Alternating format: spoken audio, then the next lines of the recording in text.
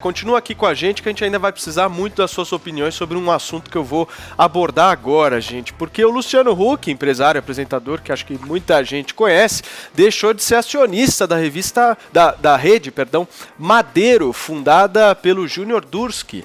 Paulinho, eu queria que você contasse para nós o que você sabe desse desligamento. E muita gente conhece também, Paulo, não é só por ser sócio, mas por ser o garoto propaganda da Rede Madeiro, né? Quem vai ao cinema é obrigado ali, normalmente, a assistir um grande vídeo de Luciano Huck, explicando ali porque aquele hambúrguer é maravilhoso, conversando com pessoas e tal. Mas agora tem um comunicado oficial que diz assim: Luciano Huck, por da Joá Investimentos S.A., controlada por ele, comunica que deixa a partir desta data de ser acionista do Madeiro, tendo alienado a totalidade de sua participação societária para o fundador Júnior Durski. Bom, vocês lembram do Júnior porque viralizaram aí diversos vídeos, entre vídeos que ele apoiava o presidente Jair Bolsonaro, entusiasta, inclusive, do governo Bolsonaro, e também outros vídeos que começaram a viralizar no começo de março, dele discordando do isolamento social ali na pandemia. Até peguei um trechinho para a gente assistir e relembrar um pouquinho dessa polêmica. Vamos conferir o que disse o Júnior em março. Oi, pessoal. Estou passando aqui para dizer que eu sou totalmente contrário a esse lockdown que nós estamos tendo no Brasil. O Brasil não pode parar dessa maneira, o Brasil não aguenta. Tem que ter trabalho, as pessoas têm que produzir, têm que trabalhar. O Brasil não tem essa condição de ficar parado assim. As consequências que nós vamos ter economicamente no futuro vão ser muito maiores do que as pessoas que vão morrer agora com o coronavírus. Eu sei que nós temos que chorar e vamos chorar cada uma das pessoas que morrerem com o coronavírus. Vamos cuidar, vamos isolar os idosos, vamos isolar as pessoas que têm algum problema de saúde, como diabetes. Vamos, é nossa obrigação fazer isso. Mas nós não podemos, por conta de 5 mil pessoas ou 7 mil pessoas que vão morrer, eu sei que é muito grave, eu sei que isso é um problema, mas muito mais grave é o que já acontece no Brasil. E aí ele segue, foi um vídeo que trouxe bastante polêmica. Bom, hoje a gente tem mais de 64 mil mortos devido ao coronavírus no Brasil. E até na época houve bastante discussão, porque sempre se fala do Luciano Huck como um possível player político, porque ele talvez concorra à presidência. E aí como que seria ele sendo sócio de uma pessoa que pensa tão diferente? Até o próprio Durski chegou a dizer para a Folha que eles eram sócios, que pensavam diferente politicamente, que isso não seria um problema. E agora essa cisão, será que fazia problema? Será que era um problema? E agora o Luciano Huck saiu dessa sociedade por algum motivo político? Não sei, tá aí para vocês. Vamos debater então, Paulinha. Joel, deixa eu começar por você. Você acha que esse movimento aí de saída do Huck tem a ver com a política? E já emendo, você acha que é um movimento eleitoral isso ou não? O Huck, tudo que ele faz hoje em dia é pensando nessa possibilidade política, né? Gozado que o nome dele sumiu um pouco do noticiário. Agora voltou com essa notícia, mas ele não está mais aparecendo tanto no debate público como estava alguns meses atrás. Mas como ele é bom de se unir a pessoas que depois ele quer se distanciar, né? Primeiro teve o Aécio Neves, ele depois indicou o apoio ao Bolsonaro também. Hoje em dia ele se distancia totalmente, pelo menos no segundo turno ele tinha indicado. Agora o Júnior Durski, que parece que todo mundo que o Huck tá junto no momento, depois ele, peraí, melhor me distanciar, porque não é bem essa imagem que eu quero passar, enquanto, se ele vier mesmo a ser candidato, será um candidato bem de centro, né? Agora, ninguém tá gostando muito dele, a esquerda não perdoa de jeito nenhum ele ter indicado que ia votar no Bolsonaro, e acho que o pessoal da direita também ainda o vê como um cara de esquerda, progressista. Vamos ver, é um grande desafio pro Huck se ele quiser mesmo ser candidato. Agora, Zé, candidatíssimo, né?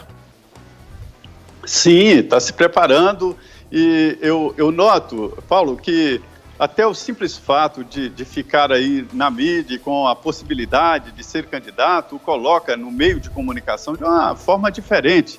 Isso traduz em mais audiência, traduz em mais popularidade, ou seja, para ele sendo ou não candidato, é melhor que ele mantenha ali esta postura de ser ou não ser candidato. Mesmo que lá no final há um prazo para a desincompatibilização, né? Para candidatos agora, até houve uma nova reformulação dia 11 de agosto. 11 de agosto, quem é candidato a prefeito ou a vereador tem que sair dos veículos de comunicação.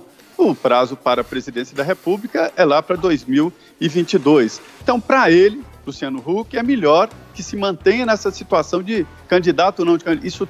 Isso traduz em mais audiência para o programa dele e também a popularidade dele. Ele é candidato. Agora, o Júnior aí, ele está fazendo um movimento, ele fez um movimento que é novidade no Brasil. Os empresários se mantinham distantes da política, porque entendiam que os políticos, os presidentes, os governadores, os prefeitos passavam e a empresa ficava, continuava, né? E aí, ultimamente, os empresários estão entrando na política. O Júnior falou, por não ser político, o que o presidente Jair Bolsonaro gostaria de falar e não teve ali a coragem, porque é preciso muita coragem para fazer um discurso tão forte assim e contra, inclusive, o que vem da população. Então, ele falou, por não ser político, uma situação, uma postura grave e que foi repetida aqui em Brasília contra a rede de alimentação e que custou a demissão do integrante aí da rede de alimentação. E é uma postura grave porque leva as pessoas a pensarem que ele defende a morte acima dos lucros, né? Quer dizer, é mais importante o lucro do que a vida das pessoas. Nem é esse discurso, é apenas uma postura diante da novidade que é o lockdown, da novidade que é a quarentena, né? Mas é uma novidade também a história do empresário se portar dessa maneira, né? Perfeito, Zé. Adriles, Luciano Huck é um bom nome para a corrida presidencial ou ele ainda está muito verde, hein? Gente, a nossa produção é maravilhosa. Eu quero destacar isso daqui, mandar um beijo para você, Ricardo Arcon. É uma mente brilhante. Trocadilho bom é trocadilho ruim. Eu acho que o Huck está mais para amarelo de angu. Ele é muito movediço, né? A gente tem que lembrar... nesse hall de aliados que depois ele se desaliou, né? O Aécio, o Cabral, o Eduardo Paes, o próprio Júnior, que quem idealizou, quem primeiro fomentou a candidatura do Luciano Huck foi um sujeito chamado Paulo Guedes. Paulo Guedes que falou para o Luciano Huck, olha, você poderia entrar para o PSDB, ser cabeça de chapa com o Aécio como vice, ou o contrário. E o Luciano mesmo falou que ficou meio assustado e depois se empolgou com a ideia. Eventualmente depois chegou a esboçar um apoio ao Bolsonaro, depois retirou esse apoio. Mas é como o Joel disse, esse isentismo radical, nem acho que ele seja um radical de centro, ele é um radical da isentosfera sob a égide do politicamente correto. Se algum discurso não cabe exatamente na premissa do politicamente correto do Luciano Huck, ele cai fora, igual esse do Júnior, que fala uma coisa óbvia. Economia é salvar vidas, economia é dar garantia de sustento para as pessoas e, eventualmente, um isolamento radical pode se transformar num problema muito pior para essas pessoas mais pobres. Mas isso não cai bem na isentosfera do politicamente correto lacrador e o politicamente correto nada mais é que o terreno fértil do Luciano Huck. Ele não tem ideologia, ele não tem ideias próprias, ele fala num cuidado sentimental, sensível em relação ao país, ele faz várias atividades altruístas de dar benefícios para pessoas mais pobres, mais carentes. Isso ele coloca isso como um programa midiático de assistência no próprio programa dele, né? Mas diz que o Lula já apenas errou, já abençoou a Aécio Neves, já abençoou o Sérgio Cabral, já abençoou o Eduardo Paes, já fez acenos à direita, à esquerda, ao centro. Então fica numa postura muito movediça. Agora, se ele vai ter força ou não, vai depender do espectro eleitoral. Porque da mesma forma que ele também não é bem visto à direita e à esquerda, o Sérgio Moro também tem esse problema. Quem é o eleitor de centro do Brasil e para onde ele vai pender? Aí, eventualmente, tem uma questão circunstancial em 22. Porque o Bolsonaro já está estratificado com o lugar garantido no segundo turno. São os 30%, 40% que ele pode matar a mãe, vão continuar com ele. Virou uma espécie de Lula às avessas. E aí, esse espectro dos outros do outro eleitorado que vai sobrar, cria-se também o espectro de um anti-bolsonarismo muito forte. Ele tem 40% de ruim péssimo, segundo as últimas pesquisas. Ou seja, existe um sentimento anti-bolsonarista muito forte também no país. Adriles, aí, eventualmente, ou o Huck, ou o Moro, ou a Marina, quem quer que seja, provavelmente vai aglutinar no segundo turno esse sentimento anti-bolsonarista. Ou seja, quem ficar no segundo turno vai aglutinar essa ambiência antibolsonarista que tem no país também. Deixa eu só fazer um complemento nessa sua fala que você acabou de dizer. Eu queria fazer eu já te passo, Paulinha, já te passo.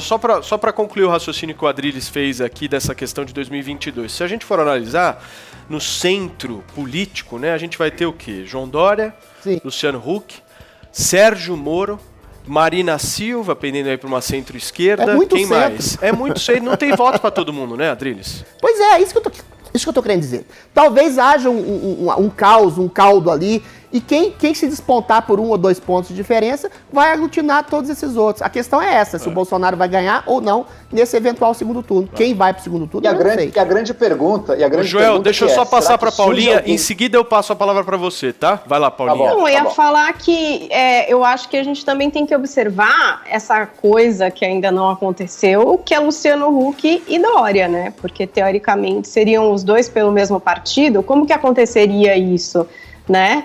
Porque o PSDB a gente sabe que não anda muito bem das pernas pelos últimos acontecimentos, imagina, Paulinha, Serra. João Dória pelo PSDB. Vai haver uma disputa ali? Huck pelo Cidadania, provavelmente, e Sérgio Moro pelo Podemos. Moro. Não tem voto para todo mundo, É o mesmo perfil, gente. Todos eles têm o mesmo perfil, eu acho. Fala, Joel, vamos lá. E na centro-esquerda você vai ter possivelmente Ciro Gomes, talvez Flávio Dino, tá bastante pulverizado aí o negócio ainda. A grande pergunta para mim é, olha... Se o Bolsonaro chegar na eleição, ele está no segundo turno. Isso aí acho que é ponto quase pacífico. Agora, será que alguém consegue tirar o PT do segundo turno? Esse é o grande desafio para os nomes de centro-esquerda ou centro. Aí é esse voto do PT. Ou será que o PT vai continuar conseguindo colocar alguém lá também e nos trazer de novo para talvez um Ciro Gomes se fortaleça nesse sentido, Joel? Não sei. Ele tem essa dificuldade, né? Até hoje ele não conseguiu. Até hoje ele nunca rompeu lá os tais 12%. Porque é muito difícil. É muito. Não sei se você concorda comigo. Só batendo esse papo aqui com vocês. É muito difícil um João Dória, um Sérgio Moro conseguir pegar esse voto petista. Né? Eis a questão. Eu acho muito difícil. Isso é que é irônico, Paulo. Sabe por quê? Talvez o PT ajude, se eventualmente ele for o segundo turno, com o voto lulista, que eu acho que ainda é muito forte. Lembre-se, ele colocou 30% de votos no Haddad, que era um poste. Eventualmente, o PT pode dar uma segunda vitória ao Bolsonaro. Porque é muito difícil o eleitorado desse centro movediço, que votaria em Dória, em Huck, votar no PT. Ou seja, o voto antipetista, anti-esquerda, é tão forte quanto o voto anti-bolsonarista. Muito mais forte que o voto pró-centro. Vai lá, Zé Maria, para a gente fechar esse assunto. A avaliação aqui é a seguinte, ainda não apareceu o nome que vai disputar com Jair Bolsonaro em 2022, essa é a avaliação. E os políticos aqui não gostam muito de perder e de apostar, então estão todos observando. Me disseram aqui, não foi João Dória, de que o governador de São Paulo está decidido a ser candidato à presidência da República ou nada. Me dizem aqui aliados dele, que conversam, de que ele não quer ser candidato à reeleição a governador de São Paulo, ou à presidência, ou nada. Esse nome ainda não apareceu. Agora, o Adriles tem razão. O PT e Bolsonaro estão codependentes. Bolsonaro torce para ir ao segundo turno com o PT, porque é uma grande chance de vitória. E o PT quer ir ao segundo turno, porque faz uma boa bancada de deputados federais e mantém o nome ali na disputa. E o terror dos dois é o ex-ministro Sérgio Moro, porque se ele entrar para o segundo turno, ele tira o PT e pode derrotar o Jair Bolsonaro. Então, esse é o nome avaliado aqui. Por enquanto, integrantes do Podemos me dizem assim, olha, não há nada, não há convite, ele nunca falou se vai para o Podemos, as pessoas de fora que falam e nós internamente não sabemos e não há conversa nesse sentido.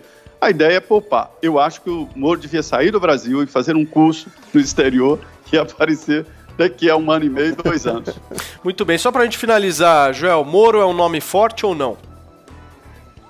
É um nome forte, mas ele tem essa dificuldade, né? Quem tende a gostar do Moro está em grande parte com o Bolsonaro. Então é muito difícil ver qual que é o espaço que se cria para o Moro ganhar eleitoralmente no país. Mas enfim, se por algum motivo o Bolsonaro não terminar o mandato, daí talvez o Moro entre com força.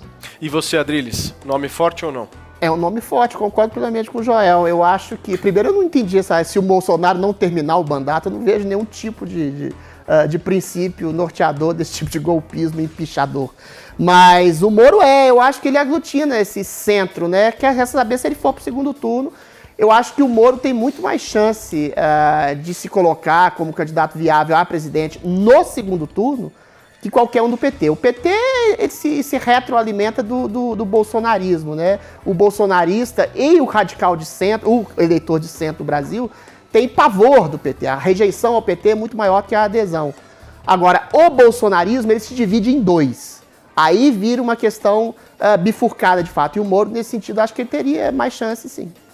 Olha, eu acho, gente, o seguinte, não tem voto para todo mundo. Então, como bem disse o Joel, o Adriles e o Zé Maria Trindade aqui, ou se busca uma solução aí de todos esses nomes que a gente falou, ou então eu acredito muito na reeleição do presidente Jair Bolsonaro, porque a capilaridade desses votos, né, a divisão desses votos, ela vai prejudicar sim numa disputa com o presidente. Isso eu não tenho a menor Paulo, essa questão, mais uma vez, é circunstancial. Se juntar o Moro, o Huck, o Dória, todos eles empatadinhos ali, se eventualmente por 1 ou 2 pontos, colocar a cabeça no segundo turno, automaticamente todos vão se unir contra o Bolsonaro. Aí sim o Bolsonaro teria um problema. A grande sorte do Bolsonaro será se mais uma vez um candidato petista for ao segundo turno. Mas aí eu acho que tem uma divergência aí, porque eu acho que o eleitor que prefere votar no Sérgio Moro, ele tem um perfil completamente diferente do eleitor do Luciano Huck. Eu acho que o eleitor do Sérgio Moro, ele é muito mais pendente ao bolsonarismo do que o eleitor do Luciano Huck. E aí, num potencial segundo turno, vamos imaginar num Luciano Huck versus Bolsonaro, eu acho que a maioria desse eleitor Sérgio Moro poderia pender para o bolsonarismo. Não sei se eu estou certo ou não. Zé, só para te ouvir, aí para a gente finalizar. Olha, tradicionalmente, o povo não decide, né, os dirigentes. Há um acordo entre líderes, entre setores dirigentes e entrega um PF para o povo chancelar no voto. E, ultimamente, isso não está acontecendo, por desunião desses líderes que, tradicionalmente, escolhem quem ganha e quem perde, ou seja, escolhem, inclusive, adversários. E nós estamos vivendo exatamente essa proliferação de partidos políticos e de líderes, e aí torna tudo muito difícil. A minha avaliação até é de que nada está colocado e só lá em 2022 é que saberemos exatamente quem será esse nome para enfrentar Jair Bolsonaro, se até lá ele realmente continuar nesta força que está hoje de manutenção de apoio. Joel, para fechar. É isso, essa é a grande pergunta. Espera-se, será que vai surgir um líder capaz de unir todo um eleitorado que não se sente representado pelos dois extremos que estão agora brigando no Brasil, PT e bolsonarismo? Será que alguém consegue unir e formar um corpo maior do que o petismo e, portanto, conseguir colocar alguém no segundo turno? Esse é o grande desafio que se coloca. Ainda não apareceu quem seria essa liderança e nem como se daria essa composição. Tem projetos muito diferentes aí, Paulo, que nem você pontuou. Moro, Huck, Ciro, são pessoas muito diferentes que gostam de cada um desses nomes aí. Então não está claro como é que seria. Talvez alguém até da centro-esquerda compondo com o PT. Mas será que o PT topa uma coisa dessas? Ô, até Joel, hoje, jamais acho que a grande pergunta, só para a gente fechar, a grande pergunta que a gente fica é o seguinte: o quanto de tamanho possui o antibolsonarismo? Acho que a partir do momento que se responder isso, a gente vai entender para onde vai 40%. Eu te respondo. Todas as pesquisas dão nesse tamanho. 40%. Há uns 20, 30% que consideram a gestão do Bolsonaro razoável. Hoje, o Bolsonaro estaria reeleito, eu acho. Agora, daqui para frente a gente tem que ver. Não contra alguém de centro. Contra alguém de centro não estaria. O sarrafo é o PT. E a questão é o que fazer, alguém que queira liderar o país, o que fazer para vencer esse sarrafo do PT e ir para o segundo turno.